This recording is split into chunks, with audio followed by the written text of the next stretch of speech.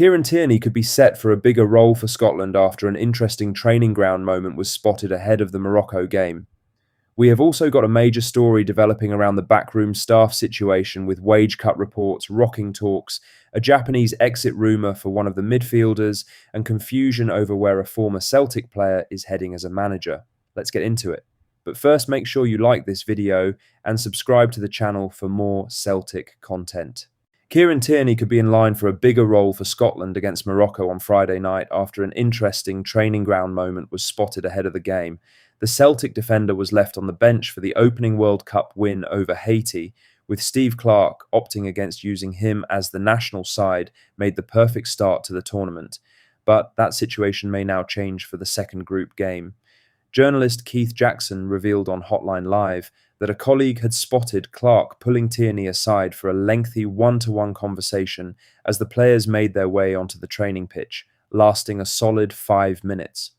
According to the person who witnessed the exchange, it looked very much like Clarke was preparing Tierney for a role against Morocco rather than simply explaining why he would stay on the bench again. That will be of real interest to Celtic supporters. Tierney's return to the club already created huge excitement, and every Scotland appearance now carries a Parkhead angle as fans watch closely to see how sharp he looks heading into the new season. There is no guarantee this means a start. Clarke may simply have been discussing fitness, tactics, or what he expects if called upon from the bench. But Scotland made a winning start against Haiti, and Morocco will provide a very different level of challenge. Tierney's experience, defensive intelligence, and ability to play across multiple systems could be exactly what Clarke needs if he decides to freshen up his side.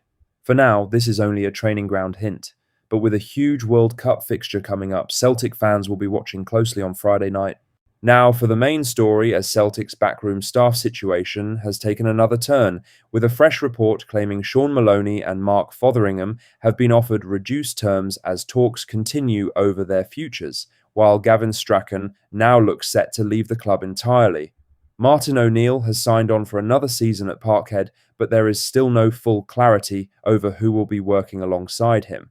According to Sunsport journalist David Friel, Strachan is expected to move on from Celtic, with West Bromwich Albion closing in on his signature.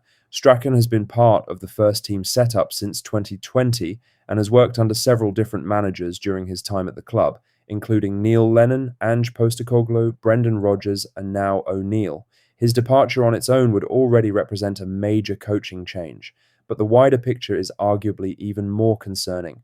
Friel also reports that Maloney and Fotheringham have been offered reduced terms compared to last season, with talks still ongoing between both parties.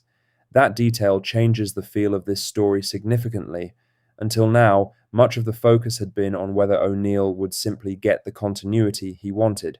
If reduced terms are genuinely part of the conversation, that may explain exactly why agreements have not been reached. Both coaches are understood to be highly valued by O'Neill, who is keen to keep them as part of his staff heading into next season.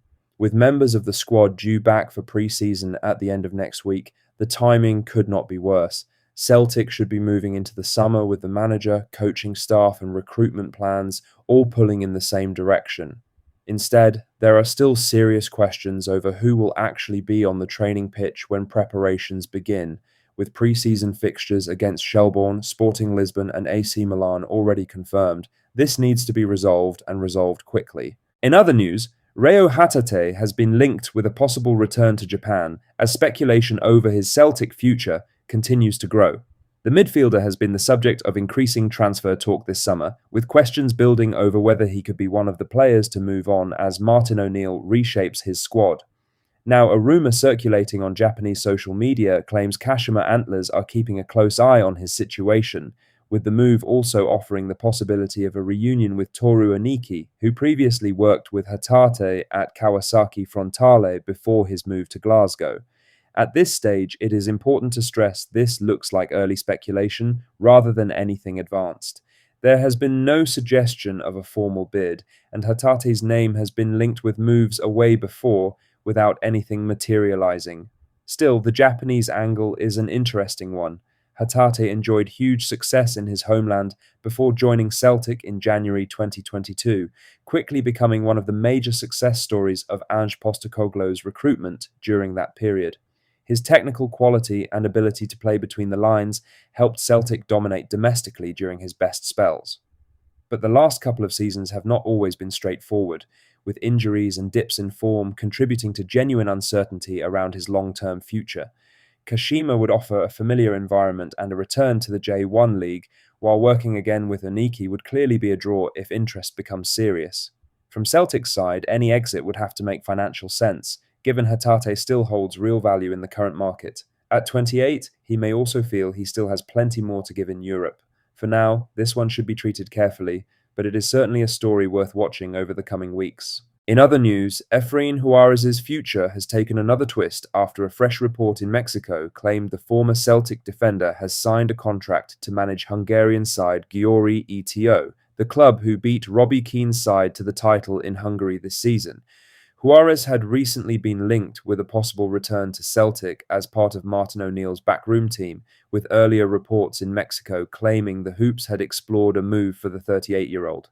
But Mexican journalist David Fatelson has now reported that Juárez is heading to Hungary instead, having signed for Győri ETO after also holding discussions with Maccabi Tel Aviv and Mallorca. The attraction of the Hungarian move appears to be Champions League qualifying football, with the possibility of dropping into the Europa League or Conference League depending on how those ties play out.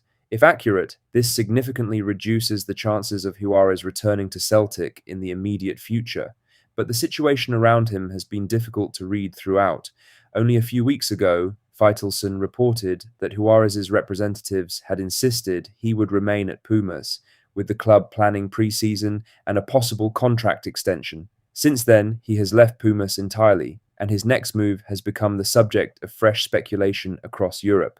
Juárez has been mentioned in connection with Celtic at a time when O'Neill's backroom staff remains far from settled, with Strachan expected to leave and Maloney and Fotheringham's futures still uncertain. The former Celtic player knows the club, has built real managerial experience in Colombia and Mexico, and has never hidden his affection for the club.